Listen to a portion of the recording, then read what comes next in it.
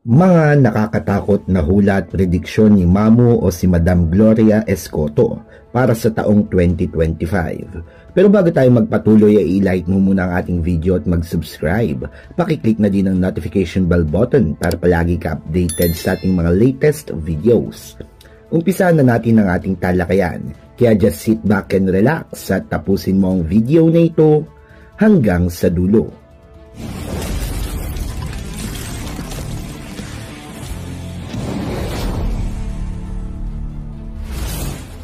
Si Mamu o Gloria Escoto ay kilala bilang manghuhula sa Pilipinas at sikat sa pagbibigay ng mga prediksyon patungkol sa kapalaran, mga babala o paalala at sa mga ritual. Kilala rin siya bilang isang influencer sa social media kung saan ibinabahagi niya ang kanyang mga hula at espiritual na mga gabay. Sa kabila ng mga kontrobersya ay patuloy ang kanyang kasikatan at maraming tao ang umaasa sa kanyang mga podcast kaya't inaabangan ng kanyang mga hula at prediksyon para sa taong 2025. Kaya naman sa video na ito ay malalaman natin ang mga nakakabahalang hula ni Mamu sa taong 2025. Matinding pagulan at mga pagbaha ayon sa hula ni Mamu ay mararanasan ng Pilipinas ang malalakas na pag-ulan na magdudulot ng matitindi na mga pagbaha. Maaaring maapektuhan di umano ang Metro Manila, syudad ng Pampanga at Bicol Region ng mga malawakang pagbaha at pagguho ng lupa.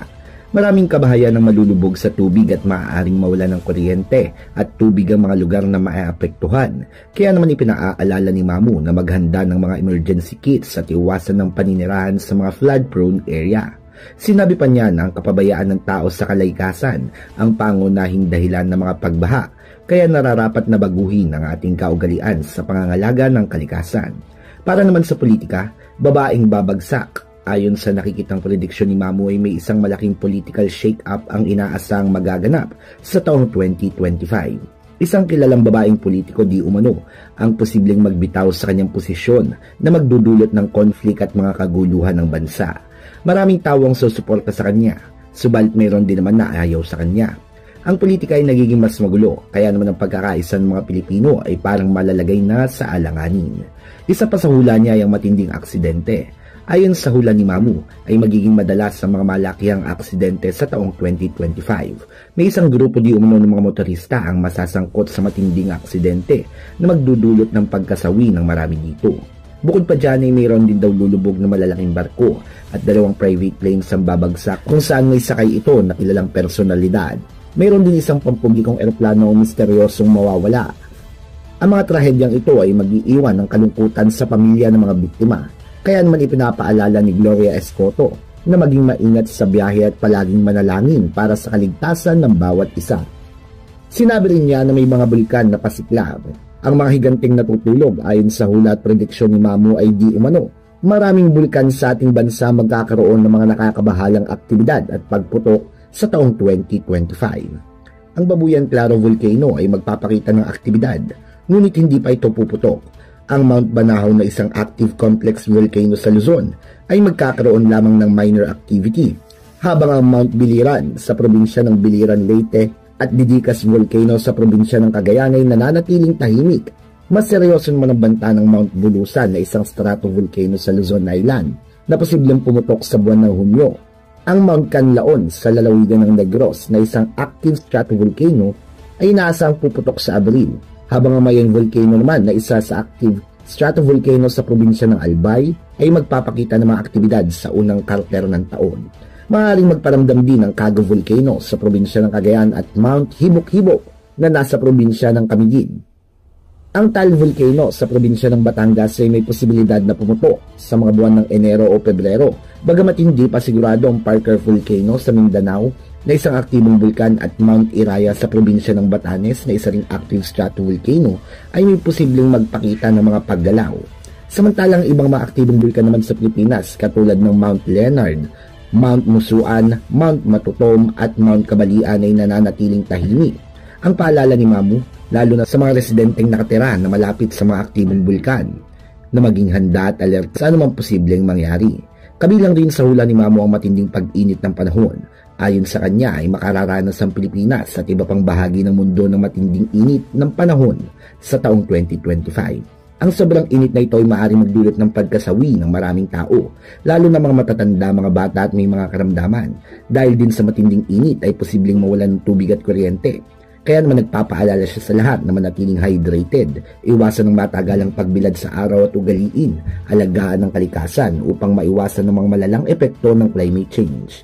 Ang tag-init sa taong 2025 ay inaasahang magiging matindi. Ayon sa prediksyon, ay 3 beses na mas mainit ito kaysa sa mga nagdaang taon. Heat stroke at bigla ang pagkasawi ang nagbabadyang epekto nito. Ang matinding init ng panahon ng tila magsisilbing babala sa bawat isa na dapat paghandaan ng hindi maiiwasan na pagbabago sa climate change. Pagsiklab ng giyera. Ayon sa nakikitang prediksyon ni Mamo ay mas magiging matindi ang mga mangyayaring tensyon sa iba't ibang bahagi ng mundo at posibleng mauwi ito sa madugong digmaan. Dahil dito ay maraming Pilipino na nagtatrabaho sa iba't ibang mga bansa ang maapektuhan at libu-libong buhay ang maaaring mawala. Isa sa mga lugar na binanggit niya ay ang gitnang silangan, kung saan maaaring sumiklaban-labanan sa pagitan ng malalaking mga bansa dahil sa mga conflict. Pinapaalahanan ni Mamu o Gloria Escoto ang mga Pilipino na palaging manalangin para sa kapayapaan at maganda sa epekto ng posibleng pagtaas ng presyo ng langis at iba pang mga pangunahing bilihin. Sumunod ay ang lindol. Ang bigwan at tsunami, ayon sa hula ni Mamu ay nakikita rin niya ang banta ng mga malalakas na lindol na dulot ng aktibidad sa mga fault line ng ating bansa. Pinakamalaking peligro ang dala ng West Valley Fault na posibleng magdulot ng matinding pinsala sa Metro Manila at mga kalapit na syudad nito. Kasama rin sa mga dapat paghandaan ng mga fault lines sa Visayas at Mindanao na maaaring magdulot ng mga lindol na makakasira sa mga infrastruktura at mga kabuhayan. Ayon kay Mamu, ang pagkakaroon ng kaalaman sa earthquake drills, pagkakaroon ng emergency kits at pagkukumpuni ng mga gusali ay mahalaga upang mapigilan ng mas malaking trahedya. Ang tinaguriang dabiguan naman ay tila hindi pa darating ngayon taon, subalit ang mga fault line na ito ay tahimik na gumagalaw gaya ng Manila Trench, Kasiguran Trench, fault line ng Rizal at Nueva Ecija ay may senyales ng mga aktibidad. Ang probinsya naman ng Mindoro ay mayroong natatagong bulkan sa ilalim nito na posibleng magdulot ng sakuna sa mga susunod na panahon. May posibilidad rin na makaranas ang ating bansa ng unang tsunami nito sa modernong panahon. Kaya naman dapat alamin ng bawat Pilipino kung nasaan mga fault line sapagkat ang mga ito ay maaaring gumising anumang oras o araw. Ang sitwasyon sa ekonomiya, ayon sa prediksyon ni Mamu, ay hindi magiging maganda simula ng ekonomiya ng Pilipinas sa taong 2025. Maaaring bumagsak ito dahil sa mga isyong politikal at pandaigdigang epekto o mga pagbabago. Maraming Pilipino maghahanap ng mga oportunidad sa ibang bansa.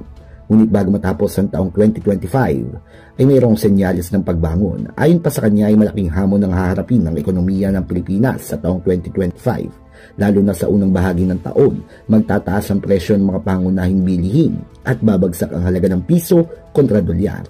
Dahilan upang magsara ang ilang mga negosyo. Maraming mga Pilipino ang mas mahihirapan dahil sa epekto nito, lalo na mga nasa ibaba ng ating lipunan. Pero ganun pa man, sinabi ni Mamu na sa uling bahagi ng taon ay maaaring maayos ang kalagayan ng ekonomiya dahil sa tulong mula sa iba't ibang mga bansa at mga bagong programa ng ating gobyerno. Ang pagtitipid at paghahanda ay kanyang ipinapayo upang malampasan ang ganitong suliranin. Sumunod ay ang gamot sa sakit na cancer. Sa taong 2025, sa kabila ng mga negatibong hula ay may magandang balita naman si Mamu. Magkakaroon ng breakthrough treatment para sa sakit na cancer sa taong 2025. Ayon sa prediksyon ni Mamu, ang gamot ay magbibigay ng pag-asa sa maraming pasyente kahit na mahal ang unang labas nito, pero inaasahang magiging abot kaya ito sa paglipas ng panahon.